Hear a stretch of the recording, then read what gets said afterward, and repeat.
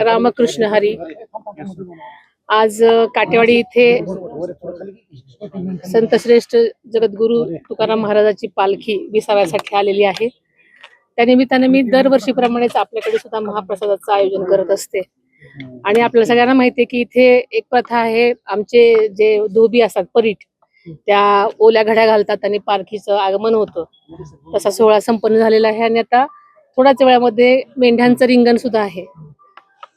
तेही तुम्हाला सगळ्यांना माहितीच आहे. अतिशय चांगल्या प्रकारे मेंढ्या आपल्या गोल म्हणजे आपण प्रदक्षिणा घालतो त्याप्रमाणे माऊलीला प्रदक्षिणा घालतात आणि त्यांच्या सुद्धा संवेदना माऊलीपर्यंत पोहोचवण्यासाठी आपण म्हणूया की त्याच्यामध्ये सामील होतात. असा आगळा वेगळा सोहळा इथे काटेवाडी इथे संपन्न होत असतो. दरवर्षीप्रमाणे अत्यंत उत्साहामध्ये बारामतीमध्ये या पालखीचं स्वागत झालं. अतिशय चांगल्या प्रकारे भजन कीर्तनामध्ये आरती झाली.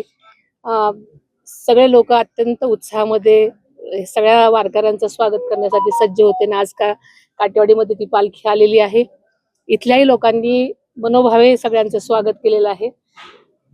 महाराष्ट्रातल्याच नव्हे तर प्रत्येक भारतातला किंवा इतर इंटरनॅशनल लोक सुद्धा या पालखीचा कुतूहल म्हणून आज इकडे आलेले आहेत. त्या सगळ्यांचं ही जे पालखीचं प्रस्थान चालू आहे तिथे निर्विघ्न पार पाडू दे यासाठी आपण सगळेच प्रार्थना करत असतो.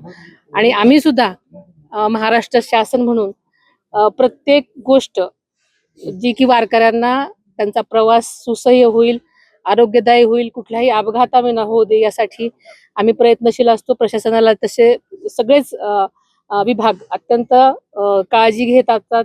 अत्यंत चांगल्या प्रकारे व्यवस्था ठेवलेली आहे. तरी सुद्धा मी सगळ्यांना सांगते की आपलं पालखी प्रस्थान नीट होण्यासाठी सर्वांनीच त्याची काळजी घेतली पाहिजे.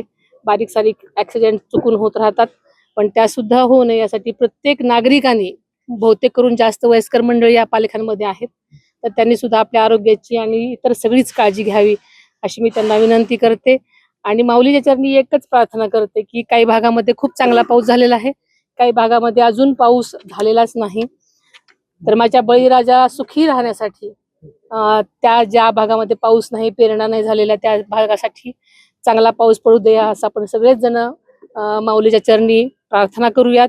आणि ह्या प्रत्येक वारकऱ्यामध्ये जो सामील झालेला आहे, जो स्वागतासाठी आहे, त्या सगळ्यांचेच जी माऊली हृदयात आहे त्यांचं सगळ्यांचं दर्शन अत्यंत चांगल्या प्रकारे होऊ दे अशीच आपण सगळेजण मिळून प्रार्थना करूयात. धन्यवाद.